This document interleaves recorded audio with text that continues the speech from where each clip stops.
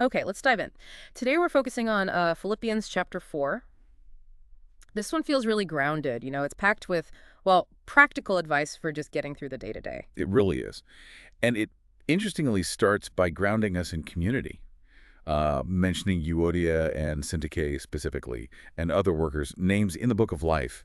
It immediately sets this relational context, this shared purpose. Right. And then boom, this big command, rejoice in the Lord always. And it even says, I will say it again, rejoice. Why the repetition, do you think? That always feels significant. Well, I think it signals this isn't about circumstantial happiness, is it? This is a joy rooted in the Lord. Mm.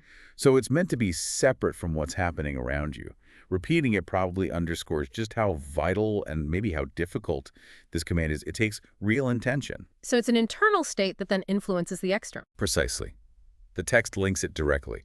Let your gentleness be evident to all, Hmm. and gives the reason. The Lord is near. That nearness, that perspective, is meant to shape how we interact. Gentleness flows from that inner posture of joy and awareness. Okay, that makes sense. But how does that connect with, well, the anxiety that so many people feel? It seems like a direct counter. It is. The instruction is stark. Do not be anxious about anything. Full stop. But it doesn't just leave you there. It gives the positive action, the how. In everything, by prayer and petition, with thanksgiving, present your request to God. So it's not just stop worrying, it's do this instead, an active replacement. Exactly. It's channeling that energy, that concern, into communication with God, but with thanksgiving built right in. And if you do that, what's the result? What's promised? Ah, the big promise. And the peace of God, which transcends all understanding, will guard your hearts and your minds in Christ Jesus. Think about that phrase, transcends all understanding. It's a peace that doesn't necessarily make logical sense based on the circumstance. Like a guard standing watch over your inner world. Precisely. Guarding your emotions, your thoughts. It's about internal stability, even if the outside world is chaotic.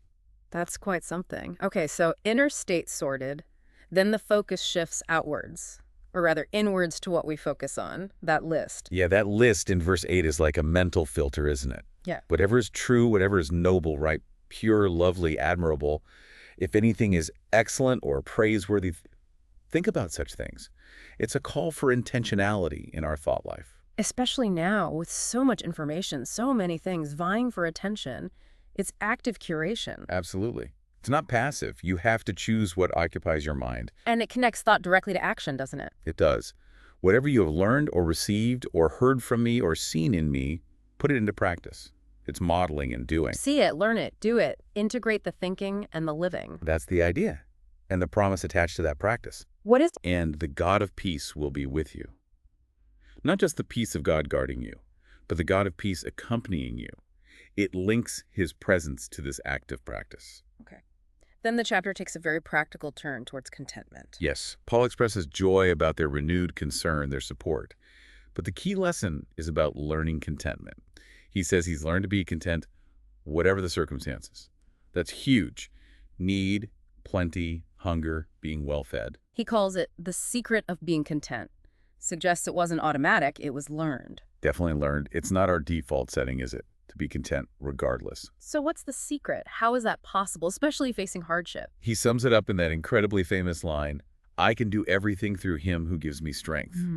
That's the source. The ability to navigate any situation, good or bad, comes from relying on this external divine strength. That's the core of the secret. And the Philippians, they actually lived out their support, didn't they? He did. He highlights their partnership in his troubles, their giving. He notes they were unique in this early on, and their gifts weren't just, financial aid. He calls them a fragrant offering, an acceptable sacrifice, pleasing to God. It's framed as worship. That elevates the act of giving, doesn't it? And then there's a promise for them connected to this. Yes, a powerful assurance.